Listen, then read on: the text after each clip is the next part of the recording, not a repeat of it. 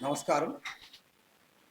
ఈరోజు నిన్నటి రోజున నిర్మలా సీతారామన్ గారు మన దేశానికి సంబంధించినటువంటి బడ్జెట్‌ని ప్రవేశపెట్టారు.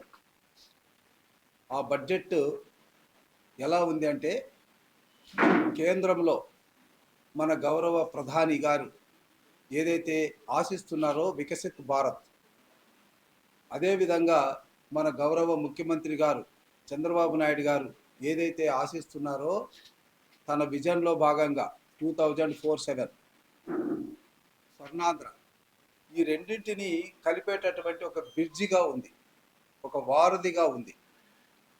ఎందుకంటే బడ్జెట్లో మన రాష్ట్రానికి కేటాయించినటువంటి కేటాయింపులు కనుక చూసినట్లయితే, మన ప్రియతమ ముఖ్యమంత్రి చంద్రబాబు నాయుడు గారు తన విజన్లో ఏదైతే పేర్కొన్నారో వాటన్నింటిని కూడా పూర్తి చేయడానికి అవకాశం ఇచ్చేటటువంటి బడ్జెట్గా కేంద్ర బడ్జెట్ ఉన్నందుకు రాష్ట్ర ప్రజలందరి తరపున కేంద్ర ప్రభుత్వానికి, ముఖ్యంగా ప్రధానమంత్రి మోడీ గారికి, మరి అదేవిధంగా ఆర్థిక శాఖ మంత్రులు నిర్మలా సీతారామన్ గారికి రాష్ట్ర ప్రజల తరపున, మరి ముఖ్యంగా పత్తిపాడు నియోజకవర్గ ప్రజల తరపున వారికి అభినందనలు తెలియజేస్తున్నాం.